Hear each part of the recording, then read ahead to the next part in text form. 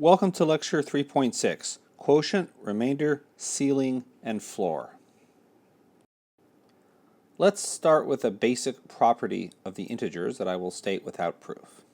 So given any integer n and positive integer d, what we're going to do is divide d into n and compute the quotient and the remainder. So formally, we can say that there exists unique integers q and r such that n equals d times q plus r. And r is a positive integer, strictly less than d. We call q and r the quotient and the remainder, respectively. Now for notation, we of course can write q equals n divided by d like we normally do, but we also sometimes write n div d, and that's because for the remainder, we usually write that as n mod d, which is short for n modulo d. This is our first example of modular arithmetic, which we will study in more detail when we look at equivalence relations, and this will come up in cryptography. So it's nice to have this complementary three-letter notation, div and mod. Let's do some examples. We'll first compute the quotient and the remainder from dividing 7 into 365. So it's easy to check that 365, the number of days in a year, is 7, the number of days in a week, times 52 weeks, plus 1 left over. So if your birthday is on a Monday this year, it'll be on a Tuesday next year, assuming that next year is not leap year. So 365 divided by 7 is 52, and 365 mod 7 is equal to 1. Okay, let's do the second one. Suppose n mod 11 is equal to 6. Compute 4n mod 11.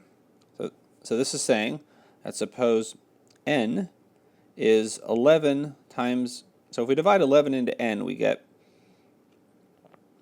some quotient q, 11 times q, plus a remainder of 6. So what happens when we divide 11 into 4n? Well, let's multiply both sides of this equation by 4. So we get 4n equals 44q plus 24. Now if this number here were between 0 and 10, we'd be done. But it's not. So if the remainder was equal to 2 and we multiplied by 4, then we would get 8 and we would be done. So we have to reduce this a little bit further. So let's see, this is 44q plus 22 plus 2. So this is a multiple of 11. We can pull that out. And now notice we can write this as 11 times 4q plus 2 plus 2. So this is 4n divided by 11, and 2 is 4n mod 11. So the more, you don't have to go through this process the whole time. We will streamline this when we study modular arithmetic in a couple of lectures. But the takeaway message from here is what you can do is if let me box this, is if n mod 11 equals 6. Now, some of you are already used to our notation that we will introduce later. That is, n is equivalent to 6 mod 11. Then all we can do is, if we want to compute 4n mod 11, we can just multiply both sides by 4. And we get 4n is equivalent to 24 mod 11. And notice that if you divide 11 into 24, you get a remainder of 2. So we might say this is equivalent to 2 mod 11. Okay, so once again, we will analyze this in more detail later, but I think this is a good preview to help us understand what's going on behind the scenes. Okay, our last example, given an integer n, compute n squared mod 4. In other words, what's the remainder when I divide 4 into a perfect square? Let's try some examples. So if n equals 0, then 0 mod 4 equals 0, because 0 equals 4 times 0 plus 0. If n equals 1, 1 mod 4 is equal to 1, because 1 equals 4 times 0 plus 1. Let's do some larger examples. N equals, I'll skip up to 5. If n equals 5, then 25 mod 4 is equal to 1, because 25 is 4 times 6 plus 1. N equals 6. 36 mod 4 is equal to 0, because 36 equals 9 times 6 plus 0. So we're only getting 0 and 1. Let's see if we can understand what's going on. So there's two cases. First of all, when n is even, then that means that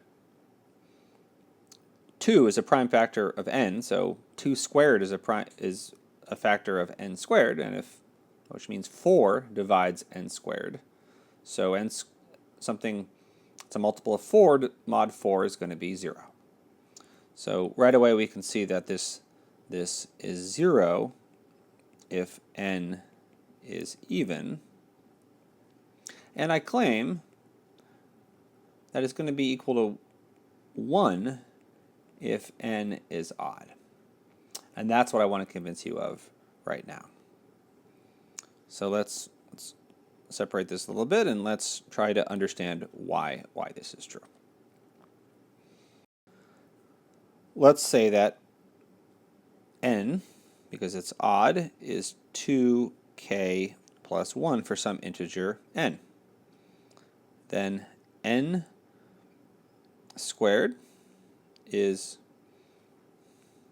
2k plus 1 squared, which is 4k squared plus 4k plus 1. Okay? And now, what happens if we divide 4 into this? Well, 4 divides into this evenly and divides into that term evenly, so we have a remainder of 1. So explicitly, we can write this as 4 times k squared plus k plus 1. So this right here is the quotient. This is n squared divided by 4. And this is the remainder, n squared mod 4. So this was a very useful little fact to know. But if you have any integer and you square it, then if you divide 4 into that, you'll either get 0 or 1, depending on whether n is even or odd. Let's now extend what we just did on the previous slide, and I'm going to look at the remainder when we divide 8 into n squared. First of all, let's summarize what we did in the previous slide. We said if n is even, then n squared mod 4 is equal to 0, and if n is odd, n squared mod 4 is equal to 1. So now if we're dividing 8 into n squared,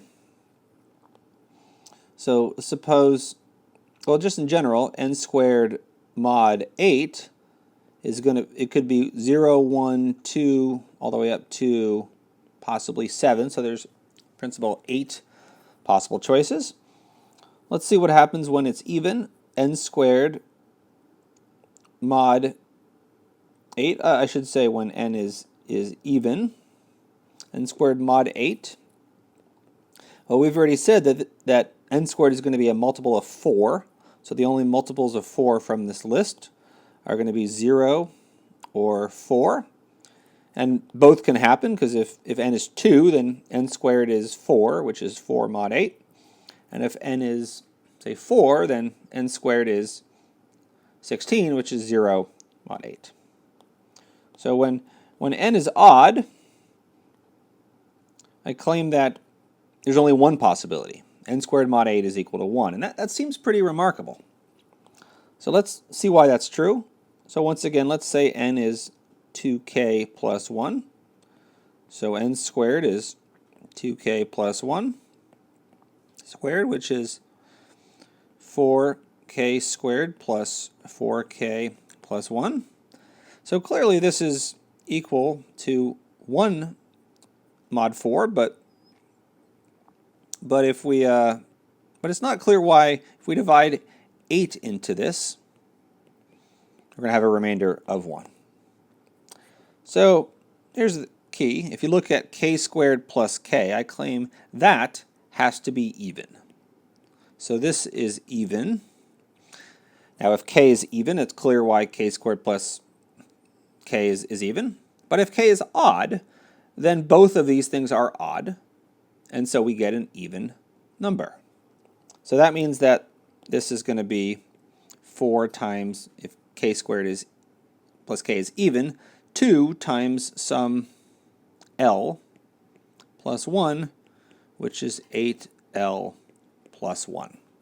So if you divide 8 into n squared, we get, I should have called this maybe a Q instead of L. This is the quotient with a remainder 1. Moving on, I'm going to introduce the definition of ceiling and floor, which are concepts you've likely seen, especially if you have programmed, but perhaps only for positive real numbers. So I'm going to define it for all real numbers and show you the connection between ceiling and floor and quotient and remainder. So given a real number x, the floor of x is defined as follows. Well, the notation we use is we put x in absolute value symbols with little feet on the bottom.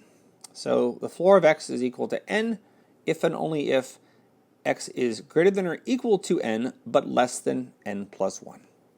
For example, the floor of 4.5 is equal to 4 because 4.5 is at least as big as 4 but strictly less than 5.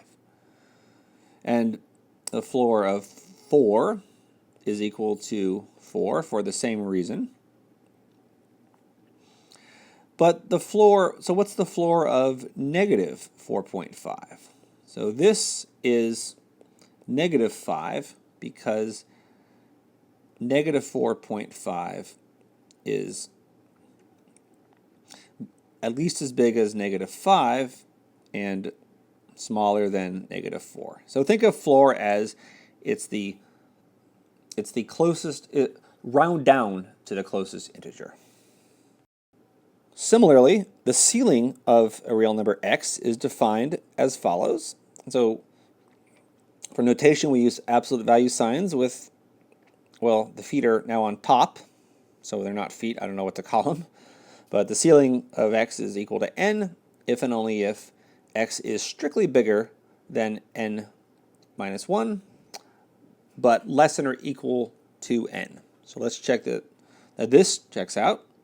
So the ceiling of 4.5 is equal to 5, as it should be, because 4.5 is less than 4, but less than or equal to 5.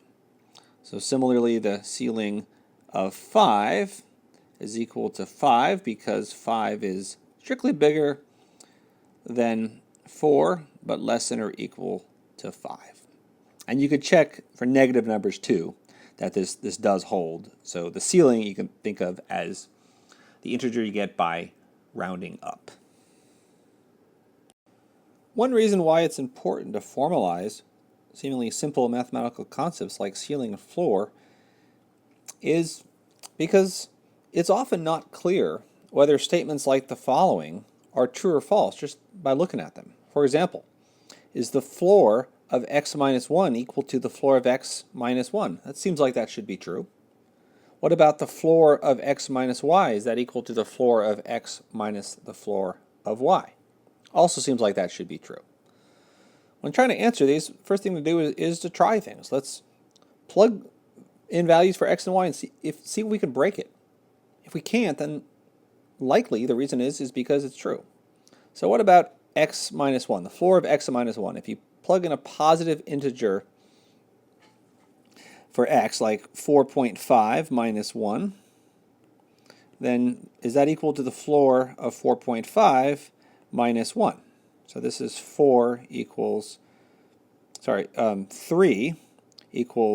4 minus 1. That checks out. Now, I want to emphasize that is not a proof. What about negative 4.5 minus 1? The floor of that equals the floor of negative 4.5 minus 1. So this is the floor of negative 5.5, which is negative 6, and that equals negative 5 minus 1. That checks out as well. Also not a proof. But it seems like it might be true, so I'm going to put true with a question mark. We'll answer this question on the next slide. But next, what about the second one? The floor of x minus y equals the floor of x minus the floor of y. This is more general, so it seems like it's harder for this to be true, but let's try a few things. So what if here we take 4.5 minus 2.2, so that is that equal to the floor of 4.5 minus the floor of 2.2? Well, this is, what is this? The floor of 2.3, which is equal to 2. And so is that indeed equal to 4? Actually, let me just say 4 minus 2. That checks out. But you can see there's a lot more cases because, you can ask, what if y is smaller than x or bigger than x, or the fractional part is bigger or smaller, and what if they're negative? So right away, something that's still a simple property like this, it's not clear if it's true or false. And I claim this is actually false. Pause the video and see if you can figure out a counterexample before I tell it to you. Okay, so did you do it? Let's see how we can break it. So it's going to probably have something to do with negative numbers. So what if we stick what if we do something like 2 minus a negative 3? So 2 minus negative 3, the floor of that. Now that's equal to 5. And that, of course, is not going to be equal to floor of 2 minus the floor of negative 3, because that's going to be negative 1. So this thing certainly does not hold. So let's write down false. But again, on the surface it looks like that it might, or something like it might. More generally, we can replace negative 1 on the first question in the previous slide with an arbitrary integer m, and say that the floor of x plus m is equal to the floor of x plus m. Let's see how to prove this. As usual, it will follow fairly straightforwardly from the definition. So let's write down what the definition is. So the floor of x is an integer n, such that x is bigger than or equal to n, but less than n plus 1. So let's see what happens if we add m to all sides. Is that correct? M to all 3 parts of this equation. In other words, n plus m is less than or equal to x plus m, which is less than n plus m plus 1. Now, if we put parentheses around n plus m like this, we can see right away that this is the definition of the floor. This means that the floor of x plus m is equal to n plus m. So let me write that out. The floor of x plus m is equal to n plus m. And of course, remember what n is. N is the floor of x, so we can replace n with the floor of x plus m. And that's exactly what we wanted to show right here. So I guess I should actually put an end of proof box here. And I should say that this statement is about the floor, but there is a similar statement about the ceiling, and you can probably guess how it goes. The ceiling of x plus m is equal to the ceiling of x plus m. And I encourage you to use the definition and prove this as an exercise. Our next result is also straightforward, but it is good practice in using the definitions, so we'll do that. This says that the floor of n over 2 is n over 2 if n is even, and n minus 1 over 2 if n is odd. You can probably convince yourself why this is true before we write anything down. If n is even, then n over 2 is an integer, so the floor of an integer is itself. And if n is odd, then n over 2 is a half integer, and the smallest integer, or not the smallest, the closest integer smaller than that is going to be n minus 1 over 2. Let's still write down a proof, because it's good practice. So first of all, let's look at the first case. When n is even, and here let's say that n equals 2k for some integer k. Could be positive or negative. Then the floor of n over 2 is 2k over 2, the floor of that, which is the floor of k, which is equal to k. And of course k is equal to 2k divided by 2, which is n over 2. And there we have it. That's case 1. See how elegant that was? Just a single line. Let's see if we can do the same thing for case 2. So if n is odd, then n equals 2k plus 1 for some integer k. Could be positive or negative, doesn't matter. Then n minus 1 over 2, the floor of that is 2k plus 1 minus 1 over 2, the floor of that. The 1's cancel, so we get the floor of 2k over 2. And let's see, what is that? That's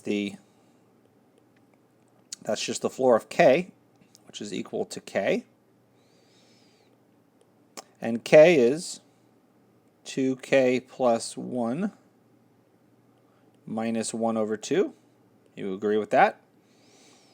And this, of course, is n minus 1 over 2. So that checks out as well. The left-hand side here equals the right-hand side when n is odd. So let's finish that with an end of proof box. And I encourage you to think about what the analogous result is for the ceil of n over 2. So once again, when n is even and when n is odd. So I encourage you to formulate this and then write up a proof like this for practice.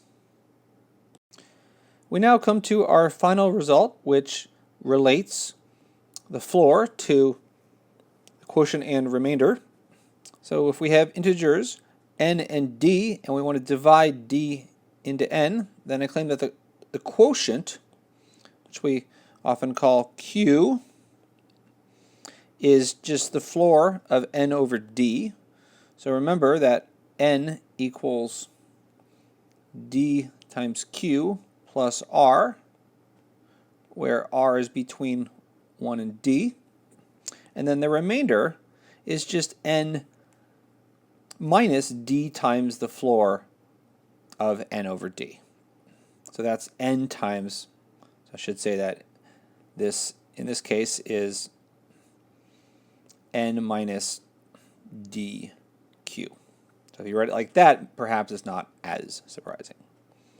So this is definitely, I don't think it's too difficult, but the notation can be tricky. So it's a thing you look at and it doesn't appear to be true until you're very familiar with the notation. Okay, so let's write up a proof. And again, I'm calling these proofs, but they really are just verifications. So recall that in the beginning of this lecture, I showed that there was or actually I didn't show it, I stated it, that there is a unique Q and a unique R. So the quotient and remainder are unique. So all we have to do is show that this choice of Q right here and this choice of R work. In other words, that n equals d times Q plus R, and also that R is between 0 and d, smaller than d. So if we can show that, then by uniqueness, our claims have been proven. Okay, so I'll rewrite it. Q equals n over d, or like floor, and R equal n minus d times the floor of n over d. Now we're going to have to use the definition of floor in here somewhere. So let's check that indeed dq plus r equals n. Otherwise we're in trouble. So this is d. Q is floor of n over d plus r, and r is n minus d n over floor of n over d. And indeed, this d times the floor cancels with this negative d times the floor, and we get n. In other words, that cancels with that. So that checks out.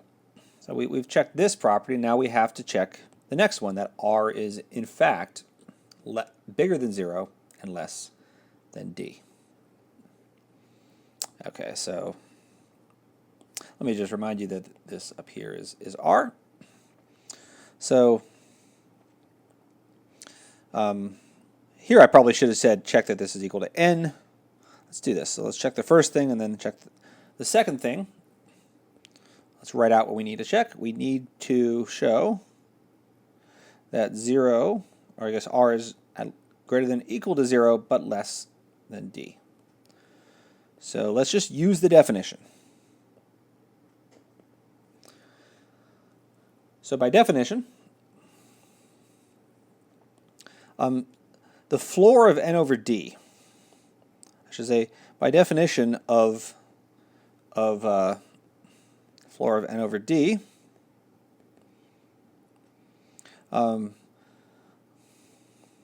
equals q. Q being the floor is the integer, the unique integer, such that n over d is greater than or equal to q but less than q minus 1. Sorry, q plus 1. That's the definition of what it means for the floor of this to be q, is this here. Okay, so now what? Well, what are we trying to do?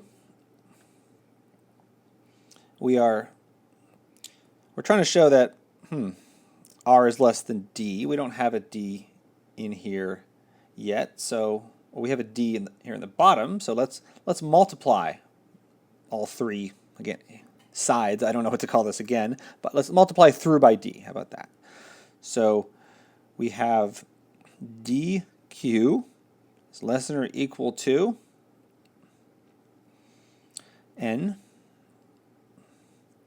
which is less than dq plus d. And now I should probably say something I didn't specify above. The fact that multiplying through by d preserves these inequalities is using the fact that d is positive. Right? If d were negative, then these things would be flipped. So I did not actually include that in my assumption. So let me add that there. So d has to be positive. It's a good exercise to think about what happens if d is negative. This isn't quite going to work, so think about how you would modify it accordingly. Okay, so now what? We have this. let's subtract. So we're trying to we're trying to show that this thing here is, well, r is less than d. And let's remember what r is. R is n minus dq. We have an n here. So let's subtract off. So here, I guess what I'm doing is multiplying by d. And now what I want to do is I want to subtract dq from all three sides. So we get 0 is less than or equal to n minus dq, which is less than d. And remember what r was. So this is saying that r is greater than or equal to 0, but less than d. And that is exactly what we wanted to show. And so that is the end of the proof. Okay, so once again, I encourage you to think about what happens if d is negative. It's a good exercise to try to formulate and prove it. And see if you do these formulas change, or well, they will, but how? Does it change from a floor to a ceiling, or is there something else that goes on? Okay, so in the next lecture, we will talk about the Euclidean. I think we'll talk about the Euclidean algorithm. As I've already said, that's important for cryptography, and it builds off of this notion of a quotient and a remainder. So it iteratively computes quotients and remainders in order to find the greatest common divisor of two numbers. And this is called Euclidean because it was founded by Euclid in the ancient Greeks. So there's a lot of history behind this. Stay with us.